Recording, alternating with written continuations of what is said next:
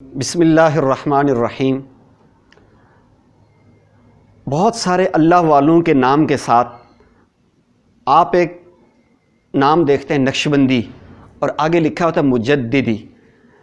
تو جو لوگ دین والوں کے ساتھ اٹھتے بیٹھتے نہیں ہیں، جو صحیح معنوں میں اللہ والے علماء صلحاء کے قدموں میں اٹھتے بیٹھتے نہیں ہیں، تو ان کو یہ بہت عجیب لگتا ہے کہ اللہ کے محبوب صلی اللہ علیہ وسلم تو نقشبندی نہیں لکھا تھا، انہوں نے مجددی نہیں لکھا تھا، تو یہ آپ کے پیر صاحب، آپ کے حضرت صاحب، آپ کے فلاں مولانا صاحب یا آپ نقشبندی لکھتے ہیں، یہ کہاں سے آ گیا؟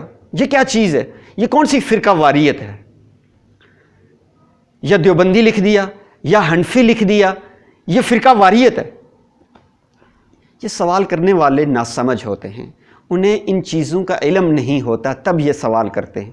اگر وہ علماء صلحاء کے قدموں میں بیٹھے ہوتے، وہ دین حاصل کرنے کی انہوں نے کوشش کی ہوتی، تو ان چیزوں کی انہیں سمجھ آ چکی ہوتی۔ بہرحال ہم یہاں عرض کریں گے کہ اس کا مطلب کیا ہے۔ پیارے آقا حضور خاتم النبیین صلی اللہ علیہ وسلم سے آگے، یعنی حضرت ابوبکر صدیق رضی اللہ تعالیٰ عنہ سے روحانیت کا، بیعت کا ایک سلسلہ آگے چلا۔ اللہ کے محبوب صلی اللہ علیہ وسلم نے یہ بات ارشاد فرمائی کہ اللہ نے جو کچھ میرے سینے میں ڈالا، وہ سب کچھ میں نے ابوبکر کے سینے میں ڈال دیا۔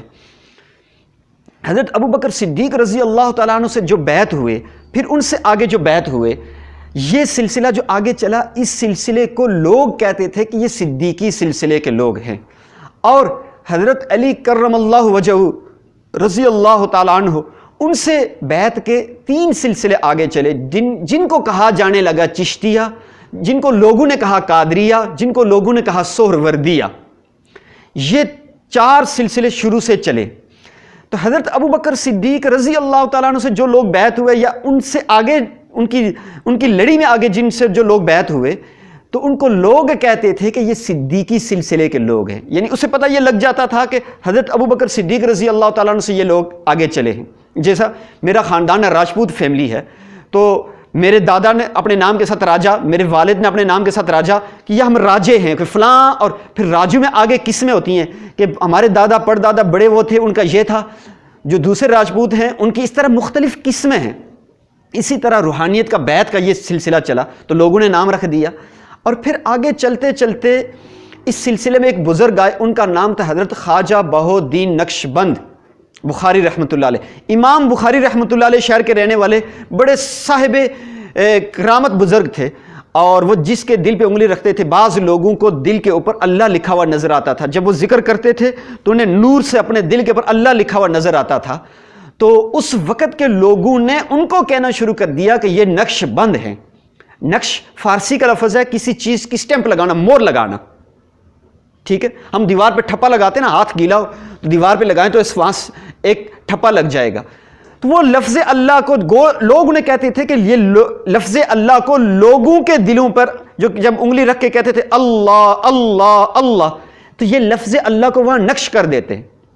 بہت سارے لوگوں کو یہ چیز محسوس ہوتی تھی، نظر آتا تھا لکھا ہوا۔ تو اب لوگوں نے ان کو کہنا شروع کر دیا نقش بند۔ انہوں نے اپنا نام نہیں رکھا، انہوں نے اپنی جماعت کا کوئی فرقہ واریت والی بات نہیں کی، وہی سلسلہ، وہی ترتیب جو پیچھے سے حضرت ابوبکر صدیق رضی اللہ تعالیٰ عنہ سے آگے چلی، اسی کو لے کے چل رہے تھے۔ وہ اتنے مشہور ہوئے، اللہ نے انہیں اتنی قبولیت عطا کی کہ لوگوں نے ان کو نقش بند کہنا شروع کر دیا کہ یہ لفظ اللہ کو لوگوں کے دلوں پر نقش کر دیتے ہیں، ٹھیک ہے؟ اور وہاں سے جو ان سے آگے بیعت ہوئے، ان کے خلفاء تھے، ان کے مریدین سے، ان کو بھی لوگوں نے کہا کہ یہ نقش بندی سلسلے کے لوگ ہیں۔ یوں یہ نام اتنا زیادہ چلا کہ وہ آج تک چل رہا ہے۔ اسی طرح آگے ایک اور بزرگ جن کا اصل نام تھا شیخ احمد سرہندی، حضرت مجدد الف ثانی رحمۃ اللہ علیہ، انہیں اس وقت کے علماء نے مجدد الف ثانی کا لقب دیا۔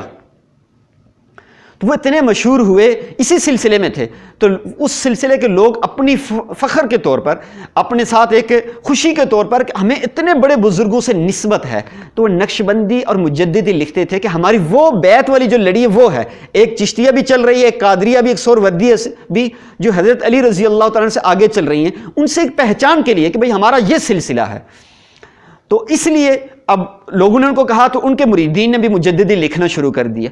آج ہم یا ہمارے بڑے بزرگ وہ اگر نقش بندی مجددی لکھتے ہیں تو اس سے ایک نسبت کے اظہار کے طور پر لکھتے ہیں کہ یہ ہماری ان بزرگوں سے، ان اللہ والوں سے نسبت ہے جو اتنے سچے پکے کھرے اور صاحب کرامت اور اتباع سنت والے اور کثرت ذکر والے اور سب سے بڑھ کر تقویٰ کے راستے پہ چلنے والے بزرگ تھے.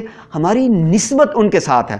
جب کوئی حنفی کہے گا تو اس کی نسبت امام ابو حنیفہ رحمۃ اللہ علیہ کہ قرآن حدیث کی تشریح جو امام ابو حنیفہ رحمۃ اللہ علیہ نے کی ہم اس کو فالو کرتے ہیں. آج بہت سارے لوگ قرآن حدیث کی تشریح اپنی عقل کے حساب سے کرتے ہیں نا, تو ہم حنفی لوگ اپنے عقل کے حساب سے نہیں, جو ہماری عقل ناقص ہے, جو گناہوں سے بری ہوئی ہے, نہیں, ہم امام ابو حنیفہ رحمۃ اللہ علیہ جو ایک پاکیزہ اچھے نیک انسان تھے ان کے مسلک یعنی ان کی تشریح پر عمل کرتے ہیں. تو حنفی ہیں, دیوبند بھی, بریلوی بھی, یہ سب ایک نسبت کی طرف اشارہ ہے. اللہ سبحانہ و تعالیٰ ان عظیم الشان نسبتوں کی ہمیں عزت قدر کرنے کی توفیق نصیب فرمائیں, ان کو پہچاننے کی توفیق نصیب فرمائیں, نہ کہ ہم ان کو برا بلا کہیں. جیسے مرزا محمد علی انجینئر ایک فتنہ ہے, وہ بزرگوں پر, اللہ والوں پر اعتراض سوالات اٹھاتا ہے. ہمیں ان نسبتوں کی قدر کرنی چاہیے. اللہ پاک مجھے اور آپ کو عمل کی توفیق نصیب فرمائے. جزاکم اللہ. محمد ہمارے